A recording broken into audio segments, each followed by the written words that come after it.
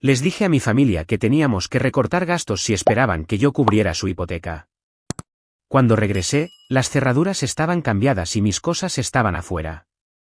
Reflexiona sobre tus acciones, me dijeron. Y eso hice. Soy James Donovan. Tengo 28 años y volví a casa de un viaje de negocios para encontrar toda mi vida tirada en el césped delantero de la casa de mi familia. Antes de contarles cómo pasé de ser el felpudo de la familia a convertirme en su casero, háganme un favor y díganme desde dónde están viendo esto en los comentarios de abajo. Siempre es increíble ver cómo historias como esta conectan a personas de todo el mundo. Ahora, vayamos al grano. El aire de la tarde era fresco y húmedo, del tipo que se te mete en los huesos después de un largo vuelo. Todo lo que podía pensar era en el reconfortante y familiar calor de mi cama. Deslicé mi llave en la cerradura, esperando el habitual y satisfactorio clic. En cambio, obtuve un golpe sordo y metálico.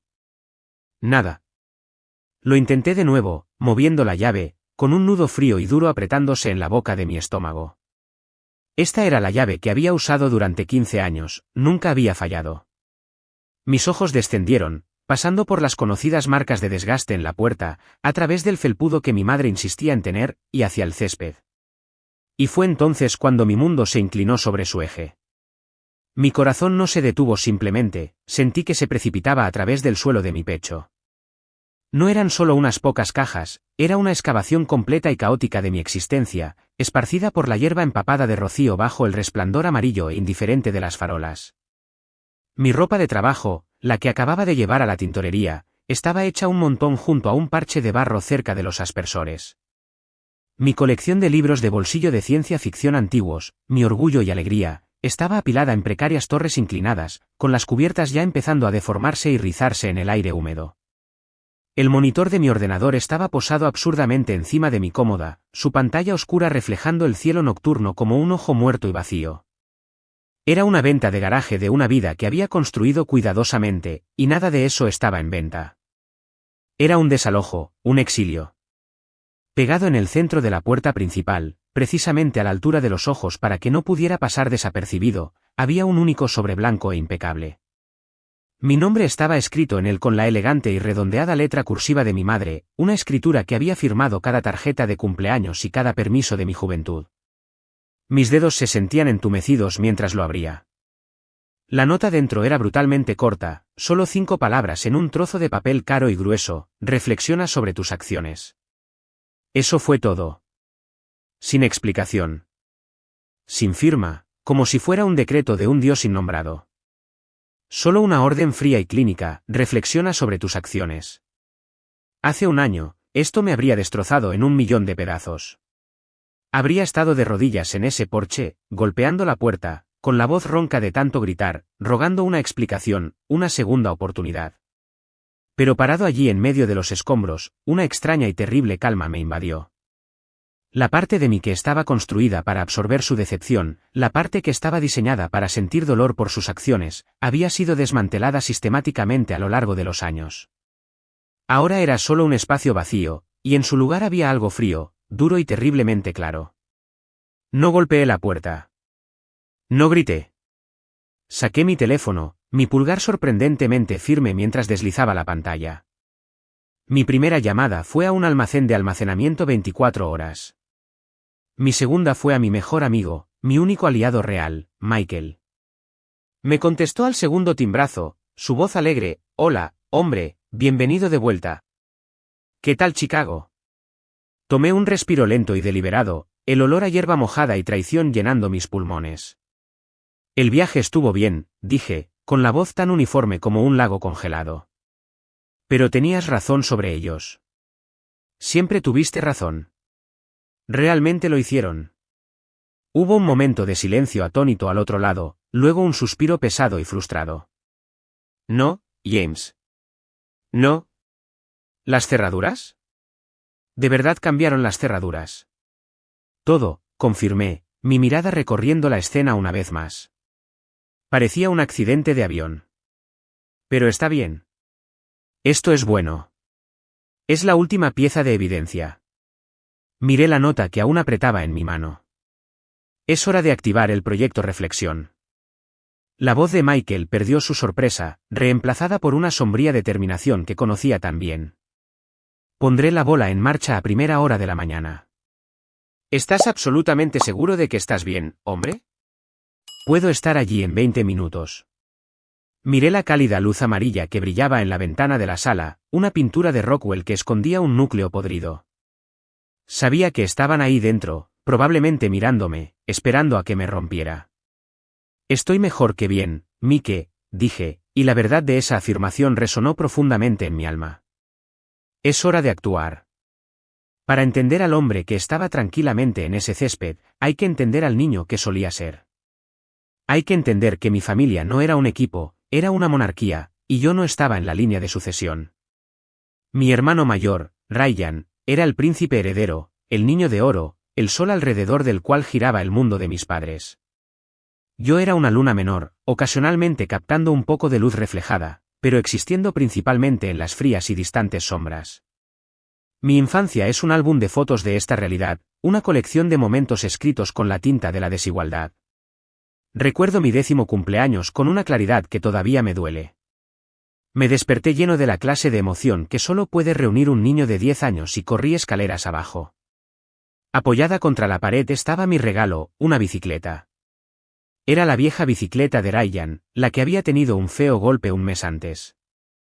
El manillar derecho estaba doblado en un ángulo incómodo que forzaba a doler la muñeca, y la rueda trasera tenía un tambaleo rítmico permanente, tum, tum, tum. Era el sonido de ser el segundo mejor. Ahí tienes, campeón, había dicho mi padre, despeinándome el pelo con una especie de afecto practicado y despectivo. Como nueva. Pero no era nueva, porque al otro lado de la habitación, brillando bajo las luces de la cocina, estaba el regalo de Ryan. Cumplía 17 años y había recibido una bicicleta de montaña de última generación. Era una magnífica bestia de cromo y negro, con amortiguadores y 21 marchas. Ryan es un atleta serio, me explicó mi madre como si yo fuera un extraño confundido y no su hijo. Le sacará más provecho a una bicicleta adecuada. ¿Lo entiendes, cariño? Siempre entendí. Esa era mi función principal en la familia Donovan, era el jefe de oficiales de entendimiento. Me quedé allí asintiendo, forzando una sonrisa, mientras Ryan hacía caballitos en la entrada, los neumáticos nuevos levantando grava. Pasé el resto del día tratando de enderezar el manillar de mi bicicleta de segunda mano con una llave, el metal negándose a volver a su forma. Esa dinámica, ese desequilibrio fundamental, nunca cambió. Simplemente se amplificó a medida que crecíamos, con apuestas cada vez mayores y precios cada vez más altos. Cuando Ryan anunció su compromiso con Sarah, su novia de la secundaria, mis padres actuaron como si acabara de curar una enfermedad. Hipotecaron el futuro para celebrar su presente. Yo estaba en mi primer año de universidad comunitaria, trabajando 30 horas a la semana como cocinero de línea en un grasiento restaurante que siempre olía a cerveza rancia y cebolla frita. Recuerdo una noche sentado en la mesa de la cocina, con las manos oliendo a grasa, tratando de armarme de valor para pedir ayuda. Mamá, papá, empecé, con la voz pequeña. El pago de mi matrícula vence el próximo mes. Son $800. Me quedo un poco corto. Me preguntaba si tal vez podrían ayudarme. Mi madre me miró con una expresión de dolor y tristeza, la que reservaba para dar malas noticias que sentía que eran mi culpa. Oh, James, cariño, sabes que lo haríamos si pudiéramos, pero el dinero está tan increíblemente ajustado ahora mismo con la boda de Ryan en camino. Los depósitos, el catering, es mucho. Podemos cubrir la mitad, añadió mi padre, sin levantar la vista del periódico. Tendrás que resolver el resto. Eso forja el carácter. Por $400. Ese era el valor que le daban a mi educación. Más tarde esa semana, oí a mi madre hablando por teléfono con mi tía, su voz burbujeando de emoción. La banda para la boda cuesta $5.000. ¿Pueden creerlo? Pero valen cada centavo. Ryan se merece lo mejor. Ryan se merecía lo mejor. Yo me merecía forjar mi carácter. Cogí más turnos en el restaurante, estudiando en mis descansos, mis libros de texto manchados de grasa. Después de la extravagante boda, Ryan y Sarah compraron una casa que no podían permitirse, respaldada por un considerable pago inicial de mis padres. Luego vinieron los gemelos. Mis padres estaban eufóricos, y mis fines de semana, mis preciosos y raros días libres, fueron sistemáticamente requisados. Las llamadas siempre llegaban los viernes. Siempre era Ryan. Oye, hermanito, gorjeaba, con la voz un poco demasiado alta, un poco demasiado alegre. Era la voz de alguien que sabía que estaba a punto de pedir un favor al que no tenía derecho. ¿Grandes planes para el fin de semana? Nunca esperaba una respuesta. Escucha, Sara y yo estamos agotados. Encontramos un restaurante nuevo increíble al que queremos ir, pero necesitamos una noche libre. Dejaremos a los niños alrededor de las 7, ¿de acuerdo? Eres un salvavidas. Nunca era una pregunta, era una notificación. Las primeras veces, intenté protestar. En realidad, Ryan, tengo un examen importante el lunes. Planeaba ir a la biblioteca todo el fin de semana. Fue entonces cuando mi madre se ponía al teléfono. James, no seas tan egoísta. Esto es lo que hace la familia. Nos ayudamos unos a otros. Tu hermano trabaja muy duro, necesita un descanso. Puedes estudiar en cualquier momento. Así que mi apartamento se convirtió en una guardería gratuita. Pasaba mis fines de semana persiguiendo a niños pequeños, cambiando pañales y limpiando zumo derramado, todo mientras mis notas de macroeconomía permanecían intactas sobre la mesa. La gota que colmó el vaso, la grieta que eventualmente rompería toda la base de nuestra relación, ocurrió el verano que cumplí 21 años. Durante un año entero, había ahorrado cada dólar de más. Dije no a ir al cine con amigos. Me preparaba mis propios almuerzos. Trabajaba todos los turnos extra que podía conseguir. Junté $600 para unas vacaciones solo de 4 días. Era la mayor cantidad de dinero que había tenido nunca. Encontré un motel pequeño y sin nombre en un tranquilo pueblo costero a 3 horas de distancia. Era cutre, olía a sal y a moho, pero era mío. Mi escape. El primer día fue el paraíso. Leí un libro en la playa sin interrupciones. Escuché las olas. Sentí una sensación de paz tan profunda que casi me sobresaltó. A la mañana siguiente, sonó mi teléfono. Era mi madre, con la voz eufórica. ¡Sorpresa! ¿Adivina quién está en la ciudad? Estábamos hablando de lo mucho que necesitábamos una pequeña escapada y pensamos, ¿por qué no unirnos a ti? Acabamos de registrarnos en un hotel a pocas cuadras. ¿No es maravilloso? Maravilloso no era la palabra que yo habría elegido. Se me heló la sangre. No habían venido por mí, habían venido por la niñera gratuita. Y durante las siguientes 48 horas, eso fue exactamente lo que fui. Mi tranquilo retiro se convirtió en el cuartel general de sus vacaciones familiares. James, ¿puedes vigilar a los niños mientras vamos a echar un vistazo a esa bonita boutique? James, esta noche vamos a ese elegante restaurante de mariscos en el muelle.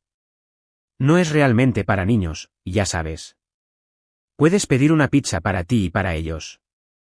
Te traeremos un postre. Regresarían tarde, oliendo a vino blanco y mantequilla de ajo, riéndose de su día mientras yo estaba cubierto de arena, puré de manzana y agotamiento. La tercera noche, Ryan, sintiéndose generoso, me dio una palmada en la espalda. Oye, gracias por cuidar el fuerte, hermano. Eres genial con los niños. No podríamos haber hecho esto sin ti. Y en ese momento, algo dentro de mí cambió, se endureció y se rompió. Fue una rebelión silenciosa e interna. Sonreí, asentí y cumplí mi papel. Pero más tarde esa noche, después de que todos estuvieran dormidos, empaqué mi única bolsa de lona. Dejé una nota corta y vaga en la mesa de la habitación del motel sobre una emergencia familiar en casa. Luego me subí a mi coche y me fui en la oscuridad. Pasé el último día oficial de mis vacaciones en mi propio apartamento cutre, comiendo una gran pizza de pepperoni en el suelo y sintiendo una sensación de libertad estimulante y aterradora. Unos años más tarde, llegó mi cumpleaños número 25. El regalo de mi familia fue un único sobre. Dentro, un billete de avión. Todos vamos a Disney World, anunció mi madre, con los ojos brillando con una generosidad fabricada. Unas verdaderas vacaciones familiares. Miré el billete a Orlando, luego sus rostros sonrientes y expectantes. Vi el viaje a la playa de nuevo. Vi las largas colas, los niños pequeños gritando, el papel asumido de mula de carga y niñera no remunerada. Pero esta vez, estaba listo. Sonreí mi sonrisa más convincente. «Guau», dije. «Esto es increíble». «Gracias». 2 semanas después, estábamos en la puerta de embarque del aeropuerto. La última llamada para embarcar a Orlando resonaba por la terminal. Me volví hacia mi madre con una expresión practicada y urgente. «Oh, tengo que ir al baño. Vuelvo enseguida». «Que no cierren la puerta». Me alejé de ellos, con el corazón latiendo contra las costillas, pero no me dirigí a los baños. Caminé en la dirección opuesta, hacia una puerta de embarque diferente, en una terminal diferente. Saqué un billete diferente del bolsillo de mi chaqueta, un billete que había comprado el día después de mi cumpleaños, un billete a Denver, Colorado. Mi amigo Michael me esperaba allí. Subí al avión a Denver, encontré mi asiento y me abroché el cinturón. Cuando el avión comenzó su ascenso, encendí mi teléfono. Inmediatamente estalló en una sinfonía de notificaciones furiosas, una docena de llamadas perdidas, una cadena de mensajes de texto furiosos. De mamá: «James Anthony Donovan, ¿dónde estás? La puerta se está cerrando. Estás arruinando estas vacaciones familiares». De papá: «No sé a qué juego estás jugando, pero esta es la cosa más egoísta y desconsiderada que has hecho nunca. Todos te estamos esperando». De Ryan: «¿Estás bromeando? ¿Qué te pasa? Los niños preguntaban por ti. Eres un imbécil increíble».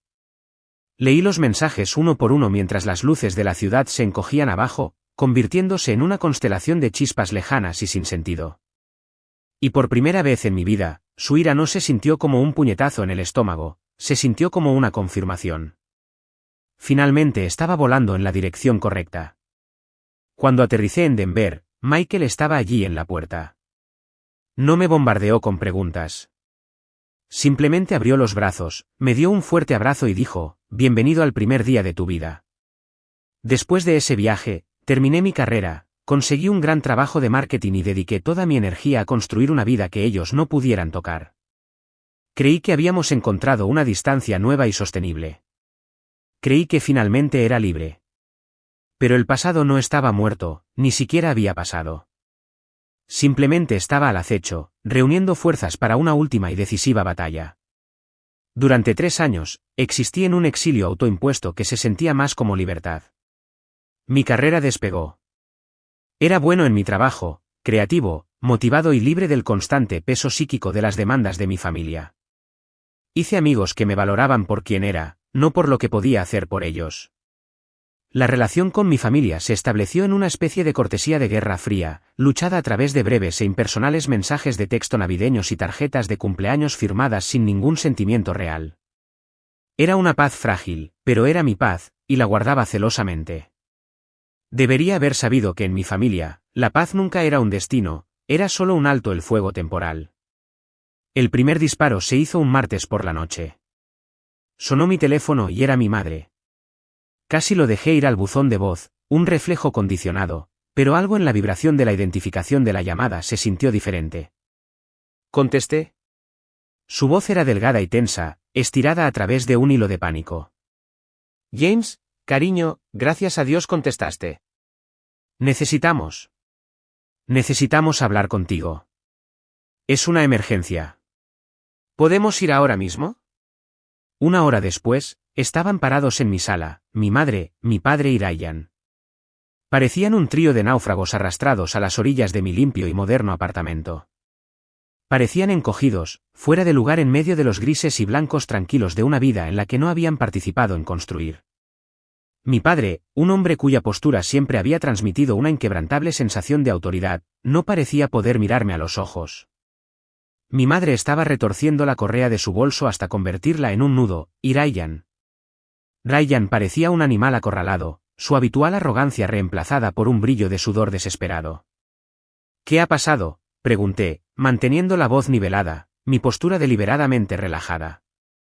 No permitiría que su caos infectara mi hogar. Mi padre se aclaró la garganta, un sonido seco y áspero.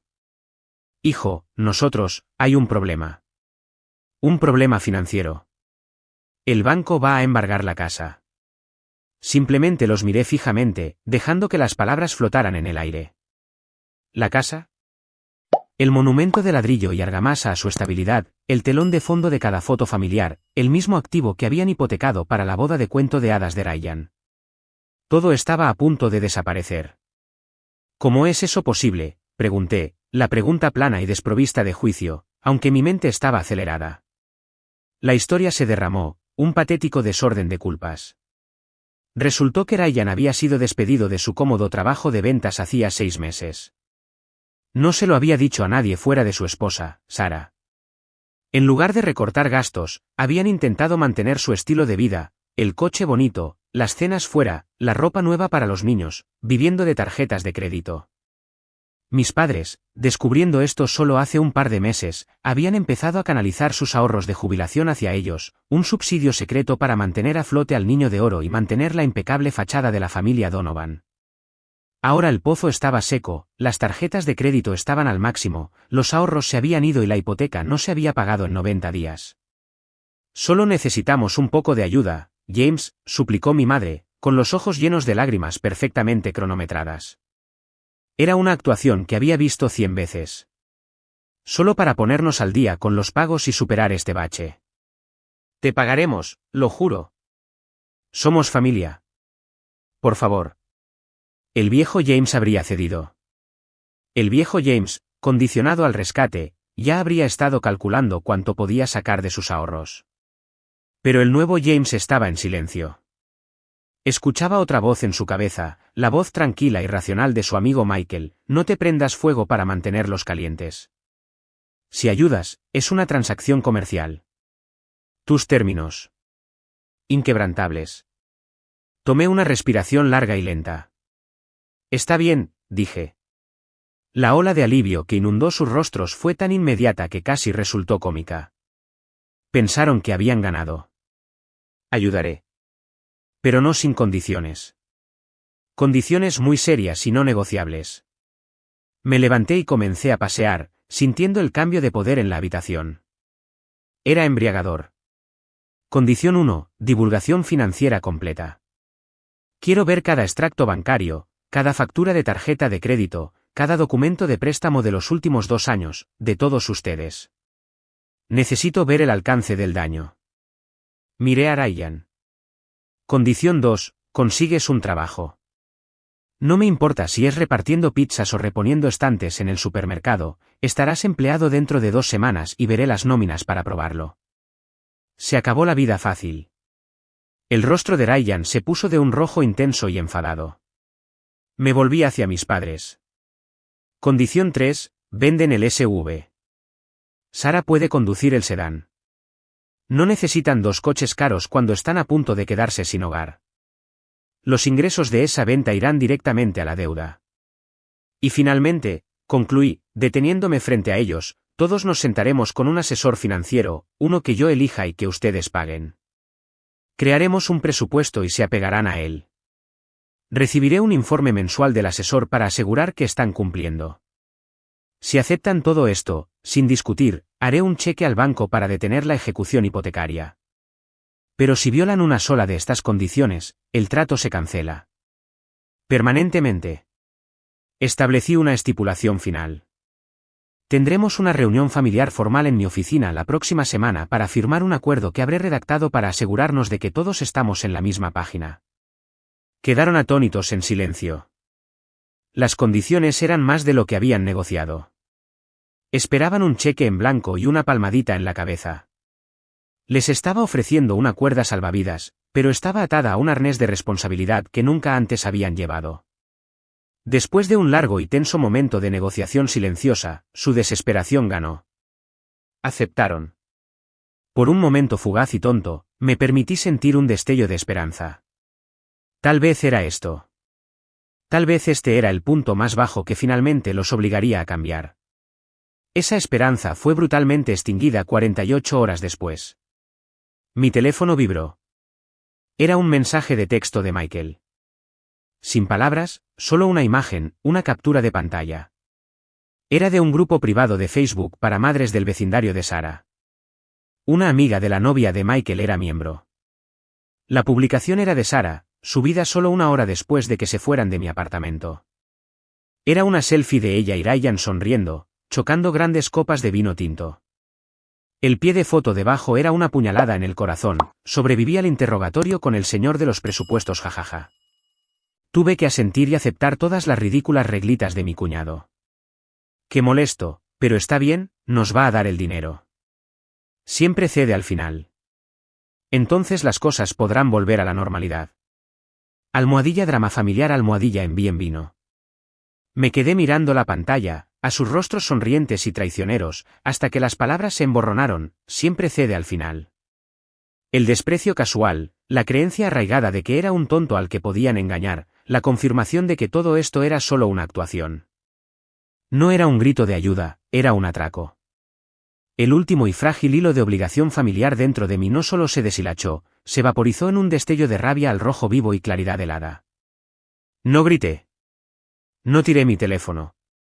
Guardé la captura de pantalla. Luego levanté mi teléfono e hice una llamada. Pero no a ellos. Llamé a la única persona que sabía que entendería la necesidad de una respuesta estratégica, decisiva y abrumadora. Llamé a mi jefa, la señora Henderson. Señora Henderson, dije, cuando su asistente me comunicó con ella. Tengo un asunto personal que necesito discutir. Es un poco inusual. Creo que califica como una oportunidad de inversión. Me senté en su espaciosa oficina de esquina, con toda la ciudad brillando detrás de ella como un reino conquistado, y le conté todo, la historia, el derecho, la ejecución hipotecaria, las condiciones que había establecido y, finalmente, la captura de pantalla. Puse mi teléfono en su escritorio, con la traicionera publicación brillando en la pantalla. Escuchó sin interrupción, sus ojos inteligentes fijos en los míos. Cuando terminé, cogió mi teléfono y estudió la captura de pantalla. Una ira lenta y fría endureció su expresión. Dejó el teléfono y me miró. James, dijo, su voz baja pero con el peso de su autoridad. Tuve un hermano, el hijo de mi madre, el niño de oro. Le sonreía en la cara mientras la desangraba de cada centavo que tenía, todo en nombre de la familia. Talento como el tuyo, personas con tu ética de trabajo, tu integridad, somos recursos. Y los recursos deben ser protegidos de los depredadores, especialmente cuando comparten nuestra sangre. Se levantó y caminó hacia la ventana de suelo a techo, mirando la ciudad. Creen que eres su red de seguridad. Es hora de demostrarles que eres el cable tenso, y que ya no deciden las reglas del acto. Se volvió hacia mí, con un brillo en los ojos que nunca antes había visto. Voy a autorizar un bono de rendimiento especial para ti, con efecto inmediato. Uno sustancial. Considéralo un anticipo de tu futuro en esta empresa, una inversión en uno de mis mejores activos. Garabateó un nombre y un número en un bloc de notas. Este es Marcus Thorne. Es un abogado corporativo que come clavos para desayunar. Dile que yo te envié. Dile que quieres comprar una hipoteca morosa. Él sabrá qué hacer. Salí de esa oficina con un cheque en el bolsillo que me hacía temblar las manos y un plan en la mente tan audaz, tan frío, que casi me asustó. La reunión familiar seguía en mi calendario para la próxima semana. Estaban preparando su última actuación para el tonto. No tenían ni idea de que estaba a punto de reescribir toda la obra, cambiar todos los roles y quemar el teatro. El proyecto ya no se trataba de ayudarlos. Se llamaba Proyecto Reflexión porque estaba a punto de sostenerles un espejo tan grande y tan claro que resquebrajaría los cimientos de todo su mundo. Las semanas que siguieron fueron una clase magistral de compartimentación. Mi vida se convirtió en una película de pantalla dividida. Por un lado, era James Donovan, estrella en ascenso en una importante firma de marketing. Lideraba sesiones de lluvia de ideas, elaboraba campañas brillantes y ganaba elogios de los clientes.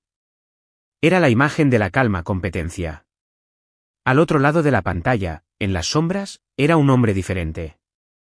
Era cliente de Marcus Thorne, un hombre que hablaba en frases cortantes y letales sobre adquisición de activos y retención de gravámenes. Este era el mundo del proyecto Reflexión, una operación silenciosa y clandestina que avanzaba con una velocidad aterradora. La clave es el silencio, me había instruido Marcus en nuestra primera reunión, su oficina un templo minimalista de acero y cuero negro. Has puesto el anzuelo con tu oferta de ayuda. Ahora desapareces. Déjalos colgados en el vacío. Su pánico los hará descuidados. Así que me convertí en un fantasma. Bloqueé sus números. Configuró un filtro en mi correo electrónico que enviaba cualquier cosa de sus direcciones directamente a una carpeta que nunca abría. El silencio era mi arma. Sabía que los volvería locos, y tenía razón. La primera ola de su pánico llegó en forma de mensajes de voz, que mi teléfono transcribió y me envió por correo electrónico. Los leía como despachos de una guerra extranjera. Mi madre, con la voz tensa de ansiedad: James, solo llamo para saber sobre el acuerdo de la próxima semana. No lo has enviado, y el banco envió otra carta. Parece muy serio. Por favor, llámame, cariño. Estoy preocupada. Unos días después, otro de ella, la ansiedad cuajando en frustración: James, esto no tiene gracia. ¿Te estás echando atrás después de prometerlo? No puedes hacernos esto. Tu padre está fuera de sí. Luego vino Ryan, sus mensajes una mezcla predecible de rabia fanfarrona y derecho herido. Amigo, ¿qué demonios? Estoy aquí buscando trabajo como dijiste, y tú nos ignoras. Coge el teléfono. ¿Teníamos un trato? Esto es culpa tuya ahora. Si perdemos la casa, esto es culpa tuya. Por supuesto que lo era. En la lógica retorcida de su mundo, sus décadas de irresponsabilidad eran mi culpa por no limpiar el desastre de inmediato. También guardé una transcripción de ese mensaje de voz. Era otra pieza de evidencia para mi propio tribunal privado. Mientras descendían al caos, yo me movía con una precisión fría y calculada. Marcus era una maravilla. Navegó la burocracia del banco con habilidad quirúrgica. Como se predijo, me informó en una de nuestras breves llamadas: el banco está ansioso por deshacerse de un activo residencial no rentable. Les limpia los libros. Tu oferta, viniendo de un inversor privado bien capitalizado, dijo esto con un toque de sonrisa en su voz, es una bendición para ellos. Una noche, Ryan intensificó sus esfuerzos. La recepción de mi edificio de apartamentos llamó. Señor Donovan, hay un hombre aquí llamado Ryan Donovan. Dice que es su hermano y que es una emergencia. No lo estoy esperando, dije con calma.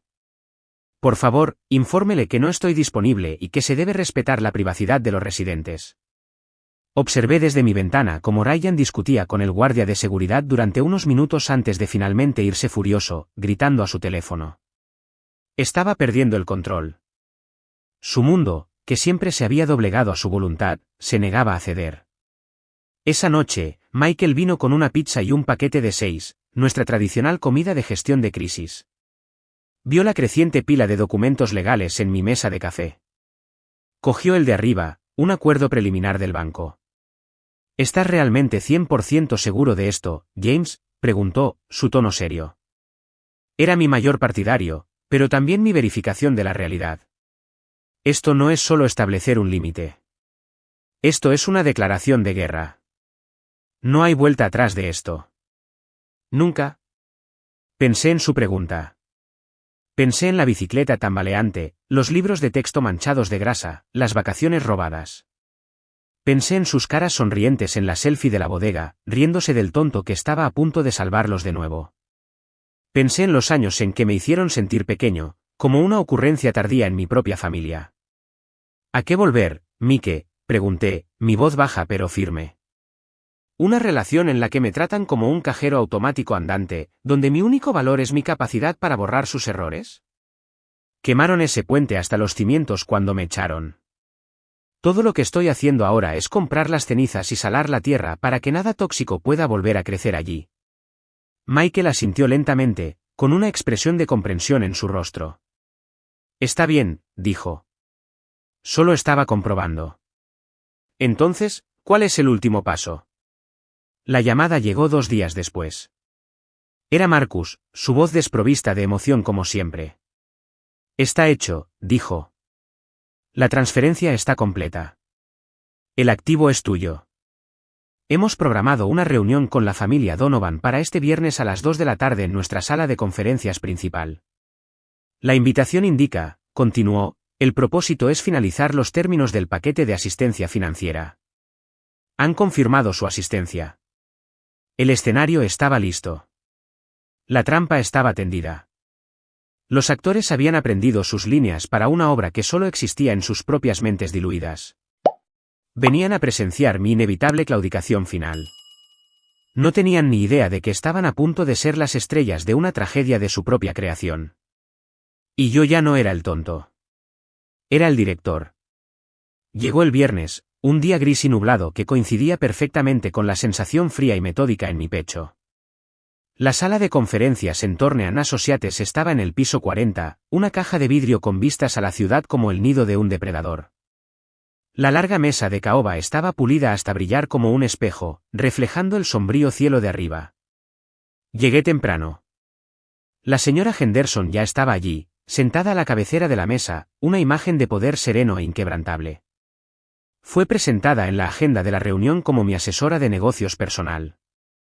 Me hizo un guiño sutil al sentarme. Marcus Thorne estaba junto a la ventana, una estatua silenciosa y a medida de autoridad legal. Mi familia llegó exactamente a tiempo, un frente unido de fingida contrición. Entraron con un aire de nobles fatigados, preparados para aceptar graciosamente las disculpas de un campesino rebelde. Mi padre, con su mejor traje, dio un asentimiento rígido y formal. Mi madre, agarrando su bolso, intentó una sonrisa llorosa y perdonadora. Ryan y Sarah los seguían, sus expresiones una mezcla cuidadosamente elaborada de estrés y martirio. Tomaron sus asientos frente a nosotros, la vasta y pulida mesa una tierra de nadie entre nosotros. Ellos realmente pensaron que habían ganado. Creían que mis 2 semanas de silencio eran yo lamiéndome las heridas antes de mi inevitable rendición. Mi padre, asumiendo su papel de patriarca, se aclaró la garganta y comenzó. James, dijo, su voz resonando con falsa magnanimidad. Me alegra que estemos todos aquí. Este ha sido un momento difícil para la familia, especialmente para tu madre. Estamos listos para dejar atrás este desagrado y aceptar tu ayuda. Dejé que sus palabras flotaran en el aire, un monumento a su propia ilusión. No respondí. En cambio, abrí una delgada carpeta negra frente a mí y deslicé una sola hoja de papel por la superficie brillante de la mesa. Se detuvo directamente frente a Sarah. Era la captura de pantalla. Antes de discutir los términos de cualquier ayuda potencial, dije, mi voz cortando el aire viciado de la sala de juntas, creo que necesitamos discutir la base de cualquier acuerdo, la confianza. Sarah, ¿te importaría leer tu publicación en voz alta para nosotros? El color desapareció de su rostro como si le hubieran sacado un tapón. Se quedó mirando el papel, con los ojos muy abiertos con la mirada de pánico de un animal acorralado. ¿Yo o yo no? Eso no es. No sabes qué es. Pero sí lo sé, insistí, mi voz aún baja, casi conversacional. Porque parece una foto tuya y de mi hermano celebrando, y el pie de foto parece decir que solo tienes que tolerar mis ridículas reglitas para obtener mi dinero, que cederé al final. ¿No es eso lo que dice? Mis ojos deben estarme engañando. Ryan le arrebató el papel, su mandíbula se apretó mientras lo leía, un oscuro rubor subiendo por su cuello. Le lanzó a Sarah una mirada de pura furia antes de volver su mirada hacia mí, sin palabras. Mi madre, siempre la pacificadora, intervino. James, ahora estás sacando todo de contexto. Fue solo una broma tonta y privada entre amigas. Ella no quiso decir nada con eso. ¿Una broma?, pregunté, dejando que un poco del hielo en mi voz se derritiera para revelar la rabia candente debajo. Fue una broma cuando me dijeron que el dinero estaba demasiado ajustado para mi matrícula y luego gastaron 10 veces esa cantidad en una banda de bodas para Ryan. ¿Fue una broma cuando secuestraron mis únicas vacaciones y me convirtieron en la ayuda no remunerada? ¿Fue una broma cuando tiraron mis pertenencias en el césped con una nota diciéndome que reflexionara? Me levanté lentamente, poniendo las manos planas sobre la mesa e inclinándome hacia adelante, fijando a cada uno de ellos con mi mirada. Este era el momento, la culminación de una vida entera de ser marginado, de ser el plan de emergencia, de ser el tonto confiable. Vinieron a mi casa en una crisis de su propia creación y rogaron mi ayuda, dije, mi voz baja e intensa. Y la ofrecí. Les di un camino a seguir. Un camino difícil, sí, pero un camino que llevaba a la responsabilidad y la estabilidad. Y ustedes se rieron de ello a mis espaldas. Demostraron en una sola y arrogante publicación que no tenían intención de cambiar. No querían una cuerda salvavidas, querían un billete de lotería. Querían un rescate. Mi padre encontró su voz, un rugido fanfarrón e indignado. Ahora, mira aquí, James. Después de todo lo que esta familia ha hecho por ti, tienes una responsabilidad sagrada de... No. La palabra explotó de mí, aguda y final, silenciándolo al instante. Lo tienen al revés. Ustedes son los padres. Ustedes son el hermano mayor. Ustedes tenían la responsabilidad. Tenían la responsabilidad de ser justos, de ser honestos, de no tratar a un hijo como un príncipe y al otro como un campesino. Mi responsabilidad hacia ustedes terminó en el momento en que decidieron que mi valor era condicional. Terminó cuando decidieron que era prescindible. Hice una pausa, dejando que la fuerza de mis palabras se instalara en la habitación. Miré el rostro de mi madre surcado de lágrimas, la rabia tartamuda de mi padre, la incredulidad atónita de Ryan. Así que no, dije, mi voz volviendo a una calma helada. No estoy aquí para darles un rescate. No estoy aquí para pagar su hipoteca. Dejé que el silencio se extendiera, alargándolo hasta que estuviera tenso y vibrante de tensión. Luego pronuncié la frase que había esperado toda mi vida para decir, estoy aquí porque compré su hipoteca. El silencio que siguió fue algo físico. Fue tan profundo, tan absoluto, que pude oír el leve susurro de las rejillas del aire acondicionado, la sirena distante en la calle 40 pisos abajo. Era el sonido de un mundo rompiéndose. La boca de mi padre quedó abierta, su rostro una máscara de incomprensión boquiabierta. Ryan solo miraba fijamente, sus ojos parpadeando rápidamente mientras su cerebro intentaba y fracasaba en computar la frase que acababa de escuchar. Sara parecía que realmente podría desmayarse. Mi madre fue la primera en encontrar un sonido, un sollozo ahogado y desesperado. ¿Qué? ¿Qué es eso? ¿Qué quieres decir? Marcus Thorne, que había estado en silencio hasta ahora, dio un paso adelante. Puso las manos en el respaldo de una silla, su voz nítida, clara y completamente desprovista de piedad. Significa, señora Donovan, afirmó, que a partir de las 9 de la mañana de esta mañana, su hijo, el señor James Donovan, se convirtió en el único titular del gravamen sobre su propiedad ubicada en 124 Chestnut Drive.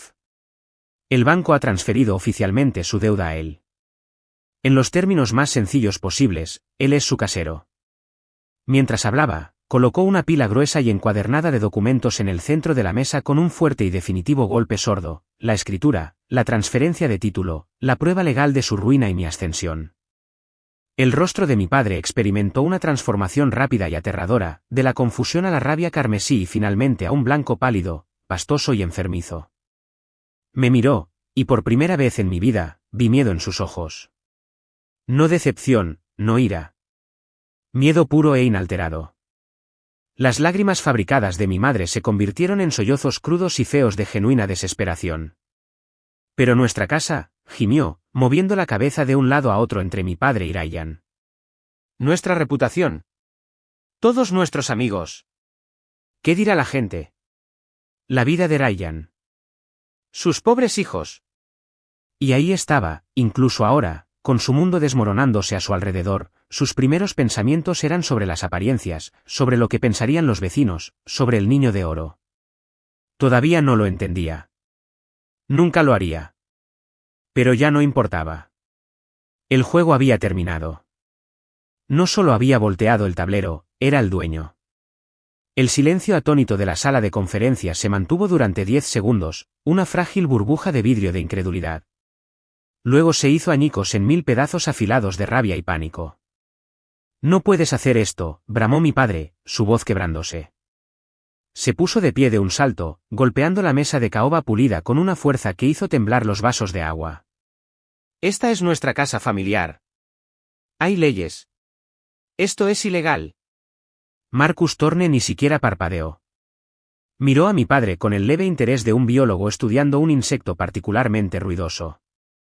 Puedo asegurarle, señor Donovan, dijo, su voz un contrapunto frío a la vehemencia de mi padre, que cada aspecto de esta transacción no solo es perfectamente legal, sino que ha sido examinado por el principal asesor del banco y por el mío. Su hijo fue el destinatario de un bono de rendimiento significativo y completamente grabado de su empleador. Hizo un breve gesto hacia la señora Henderson. Él decidió invertir ese bono. Su préstamo estaba moroso, clasificándolo como un activo no rentable.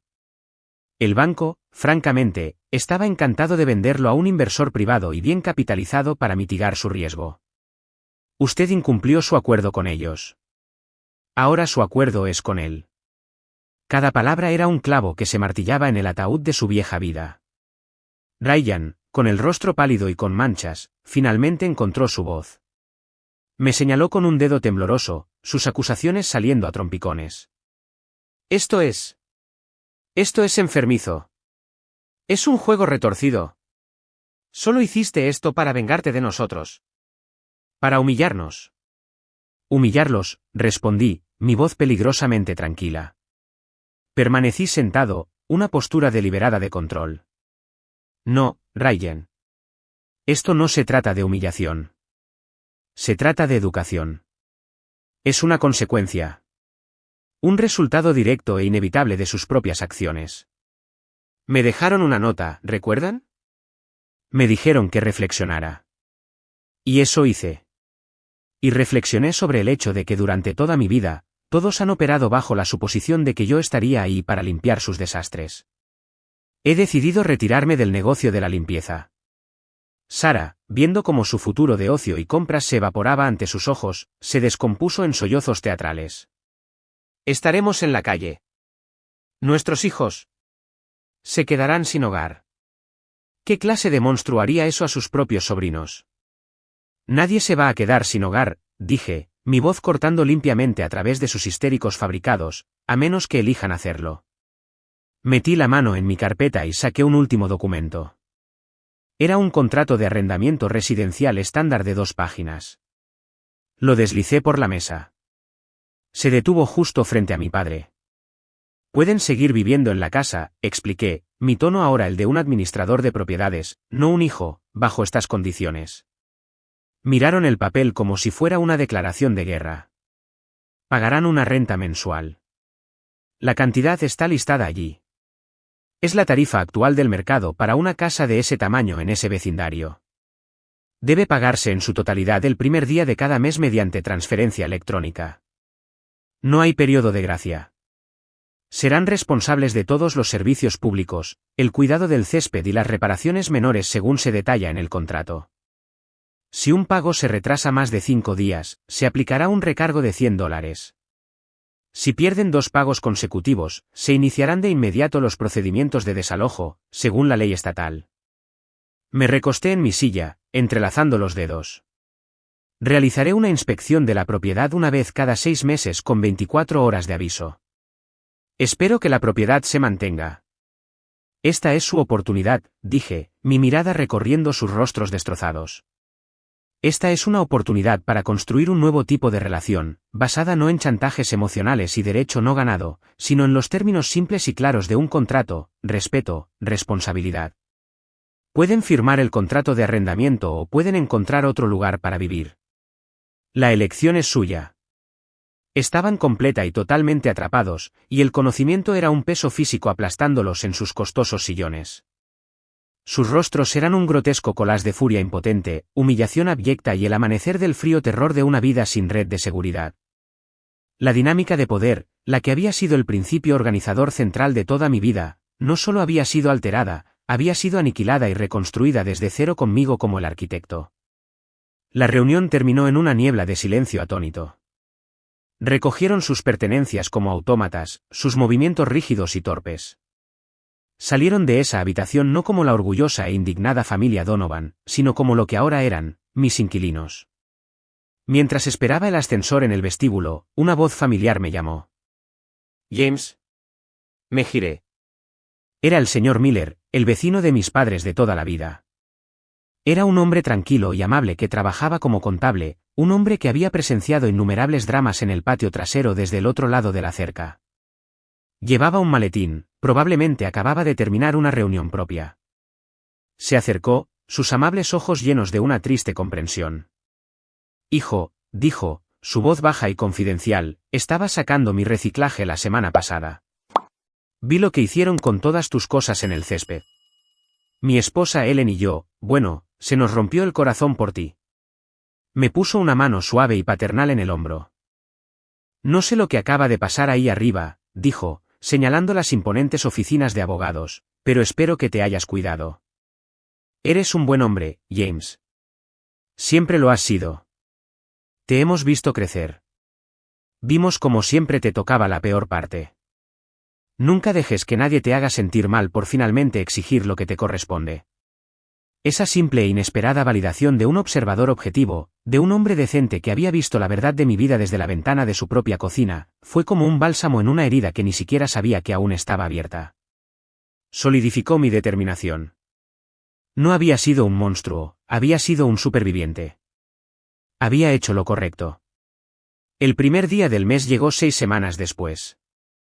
Era una fecha que había marcado en mi calendario, un día que se sentía más significativo que cualquier cumpleaños o día festivo. Me desperté con un nudo de anticipación en el estómago. ¿Lo harían? ¿O sería esta la primera batalla en una larga y prolongada guerra de desalojo?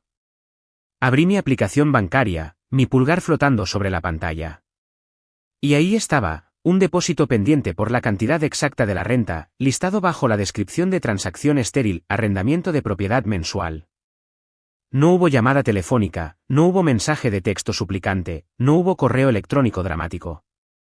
Solo una transferencia electrónica fría y silenciosa de fondos. Fue la comunicación más saludable y honesta que habíamos tenido en más de una década.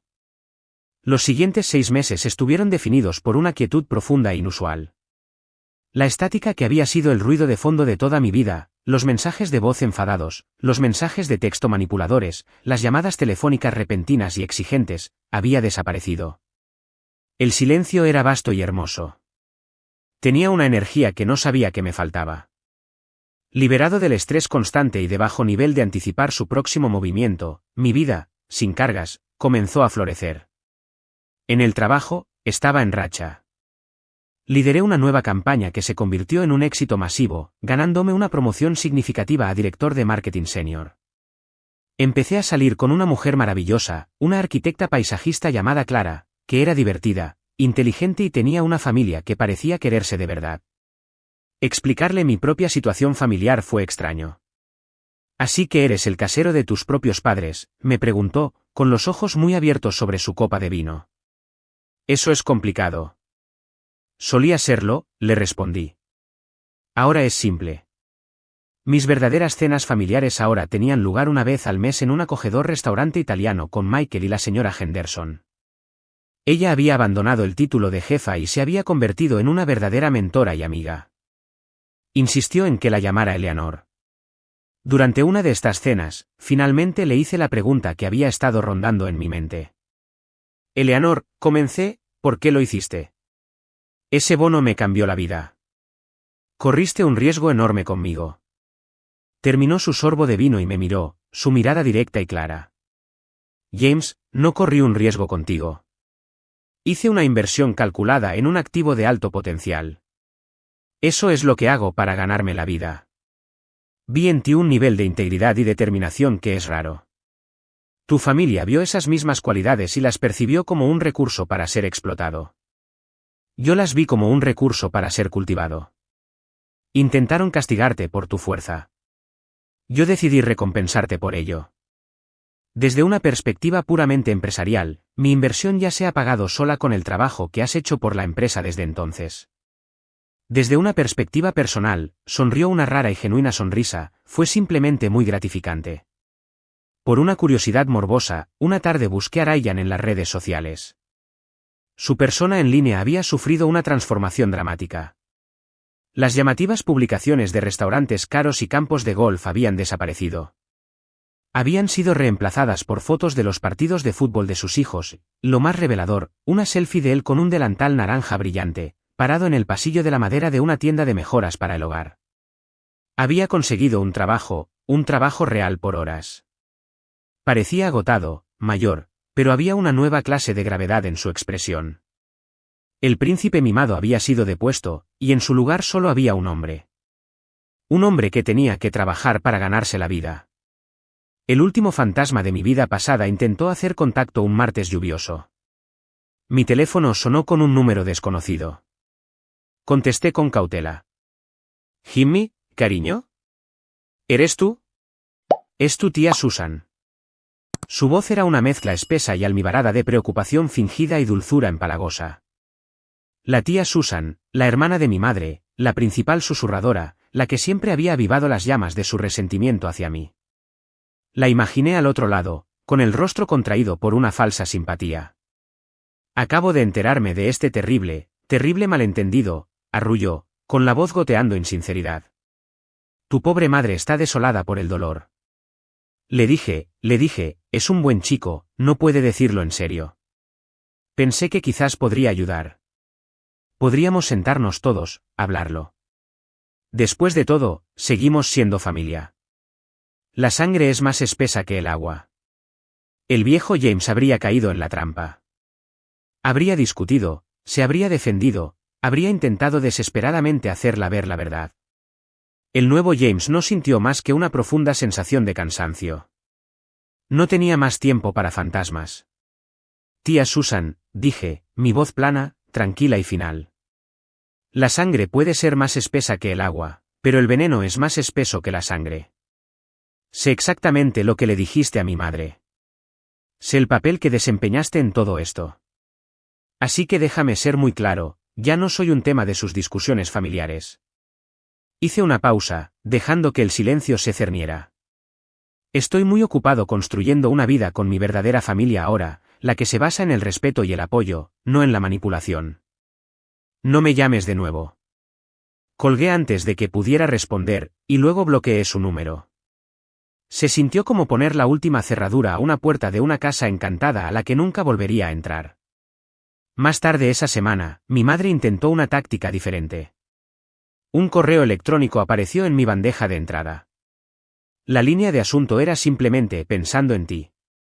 El correo electrónico era corto, James, espero que seas feliz ahora que has destruido esta familia. Espero que haya valido la pena. La salud de tu padre está sufriendo. Ryan se está matando a trabajar. Nos has quitado todo. Rezo por ti todas las noches. Mamá. Leí las palabras, una última y desesperada salva de flechas teñidas de culpa. Hace un año, habrían dado en el blanco. Me habrían atormentado durante semanas. Ahora cayeron inofensivamente al suelo.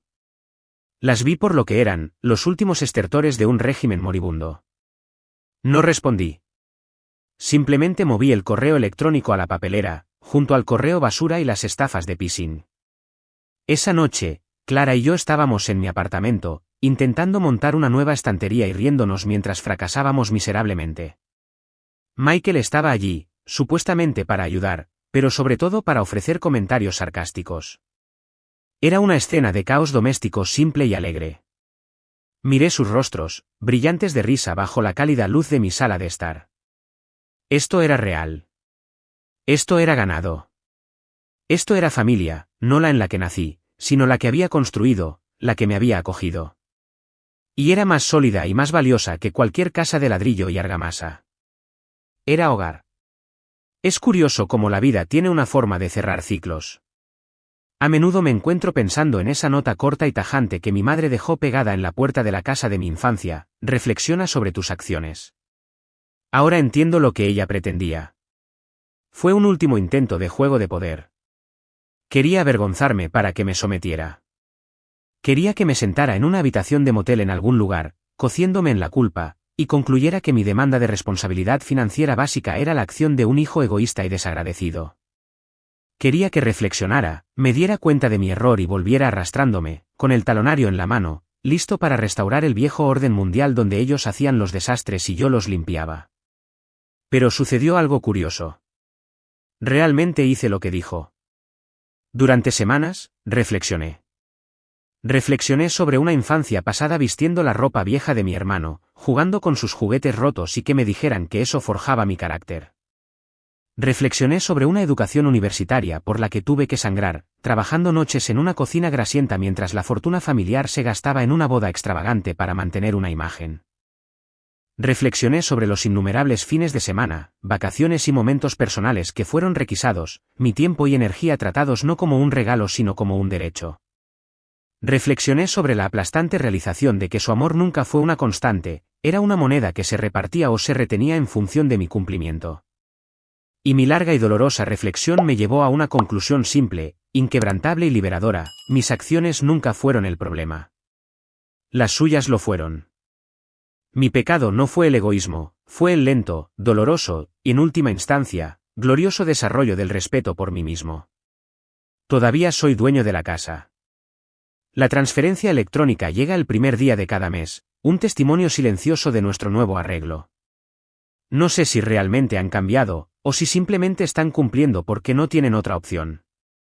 No sé si mi hermano ahora entiende el valor de $1 ganado con esfuerzo, o si mis padres alguna vez han reconocido el daño que causó su favoritismo. Y la verdad es que he dejado de intentar averiguarlo. Su viaje de reflexión es propio, y ha tardado mucho en llegar. El mío es sobre avanzar, hacia la luz. Ahora miro por la ventana de mi apartamento, a la constelación infinita de luces de la ciudad abajo, y la ira se ha ido, la amargura, la herida profunda y dolorosa del niño no amado. Se ha desvanecido. En su lugar hay una paz tranquila y sólida, una paz que proviene de conocer tu propio valor, de tener el coraje de construir tu propio refugio cuando el en el que naciste resulta ser inseguro. Aprendí que puedes perdonar a las personas por tu propio bien, para liberarte del veneno del resentimiento, pero el perdón y la reconciliación no son lo mismo. Puedes perdonar desde la distancia. Puedes desearles lo mejor desde la seguridad de la nueva vida que has construido. Querían que reflexionara sobre mis acciones. Y lo hice. Actué. Actué para protegerme. Actué para reclamar mi futuro. Actué para recuperar mi poder. Y esa es una reflexión de la que finalmente puedo estar orgulloso.